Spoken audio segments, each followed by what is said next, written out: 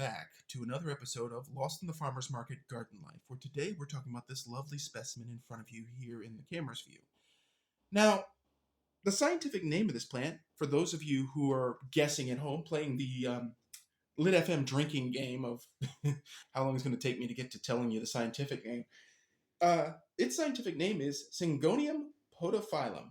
Its specific variety is Black Panther. Its common name is Arrowhead Plant. Now, I grew up with it being called something else, and we'll get into that in a moment. But, yeah, Syngonium podophyllum, it is in the Araceae family, which in a prior episode, I believe it was the Devil's Ivy episode, I mentioned how we can't seem to escape the Araceae family when it comes to houseplants. It's almost like they're stalking us, waiting for us to eat the wrong part and die from alkaloid poisoning or something. No, I'm sure that's just me being suspicious. Anyway, podophyllum breaks down into two words, podo and phylum. Now the podo means foot or feet, depending on how you phrase how specific lettering you put in there, and phylum means leaf. So with foot-like leaves. Now, as far as I can tell, I'm guessing they thought it looked sort of like cloven hooves. That's my guess. I'm not entirely sure, but I get it. There are a bunch of things with podophyllum in the plant kingdom, and they all tend to have leaves somewhat like this. So it's a pretty common thing there. Now, Syngonium. That one's a little more complicated because it's technically two really short words combined referring to a biological trait.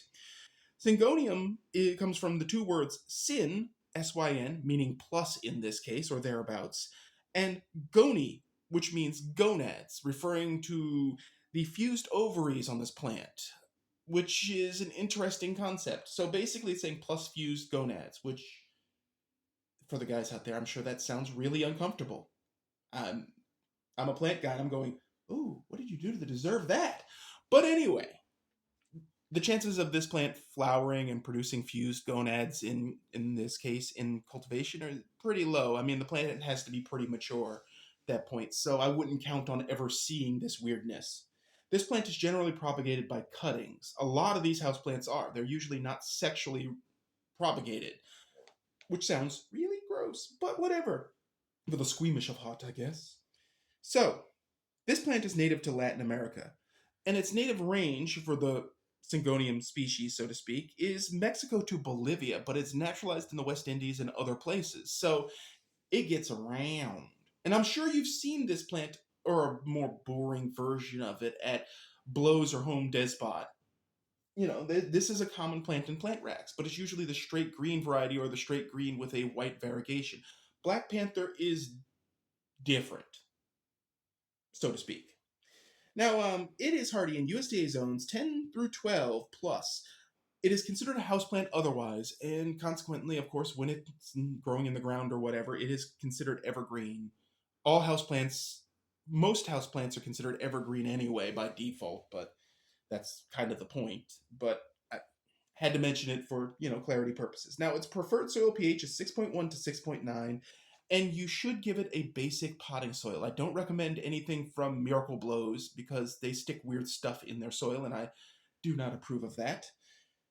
But one thing I noticed while growing this plant, because I've always had one of these plants in my possession wherever I have lived in the east coast of the United States, these plants will tolerate saline content in the soils. They'll tolerate a limited amount of salt. Not that I would recommend salting your plants, but I'm just putting that out there. So if you're by the seashore and you need a plant that you can put out that can take a small amount of sea salt exposure, this might be the one, but I would not risk it, especially if it's a prize specimen. Now, its exposure is bright indirect or filtered sunlight. Now, filtered sunlight is roughly like partial sun with an emphasis on avoiding the blazing afternoon sun that we get in the Carolinas. The vines themselves can be 1 to 4 feet long, which means, the spread is about the same, individual vines. This plant is a very young cutting plug, so it hasn't gotten there yet. In fact, it was just repotted into that pot like the week before last, so it can look fabulous for this video. Now, beyond that, let's talk about the other names for this plant. This plant is also known as arrowhead vine, which consequently there's another plant called arrowhead vine out there, and so risky business. It's also known as arrowhead philodendron. Well, it's in the Araceae family. Oh, it's distantly related, but it's not actually a philodendron, so don't do that. It's known as goosefoot. There's also another plant called goosefoot, so I would be wary of that as well. Now, it's also known as African evergreen and American evergreen, and I'm going to get into where those names came from in just a moment. Now, the other name, the name that I have always known it as, the name I was first introduced to it as was Nepenthitis, which sounds like it comes from Greek tragedy, because I believe it does. It's actually named for Nepenthitis herself. But all my old gardening books refer to it as Nepenthitis. They do not refer to it as Syngonium. And then at some point, the books switched over. Even though, interestingly enough, it was originally named Nepenthitis because it was similar to an African plant. It became Syngonium in 1879, and somehow the books hadn't caught up by 1980, if not 1990. Blows the mind. Go figure. But pre-internet, I mean, the information traveled slow, I guess.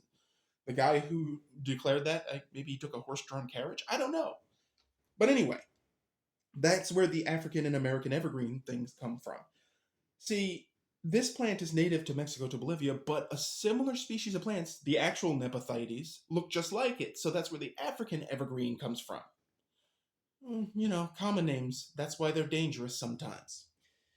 Now, the bad news. All parts of this plant are poisonous. Keep it away from your cats, keep it away from your kids, don't stick it in your face. It is, as far as I can tell, there's no medicinal use for it, so don't even bother. It's just a air cleaning house plant.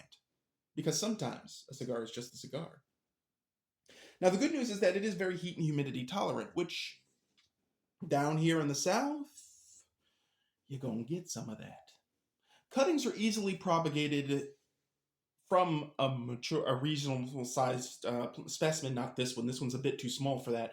By simply cutting them, putting them in water, and letting the roots grow out. Average time in, the summer turnaround time is maybe 2 or 3 weeks. In the winter, it might be twice that because the water is a bit colder and it takes longer. But it's real easy to grow. As far as I know, this plant doesn't have any disease problems. None of the ones I've ever owned have. They do not tolerate constantly wet roots, so you might want to let the soil dry before you water again. This one's on the dry side intentionally. As I said before, the potting soil can be just a standard potting soil, nothing fancy. You don't have to go nuts for this one. The roots that this plant produces do not dig into furniture or anything like that. It's sort of a scrambling climber as a vine. So there's that to consider. And as always, clusters of these plants may or may not possess random mutations that you may want to duplicate. So just consider that. Now, Black Panther. It's named that because it's got a rich dark green leaf with that white stripe down them. Now, if it changes colors or something or does something cool, because, some of the listings for this plant imply that it does really cool stuff and that it has a purplish cast and blah, blah, blah. I didn't see that. But if it does, you can expect an update video here covering that. So, that's all I have for you on Syngonium podophyllum, Black Panther. If you have one of these plants and you want to talk about it, go ahead and put your crazy thoughts up there in the comments section. If you like this video, hit like and subscribe. And as always, folks, thanks for watching. The Forge blog will be coming back shortly. And keep them growing. See you next time.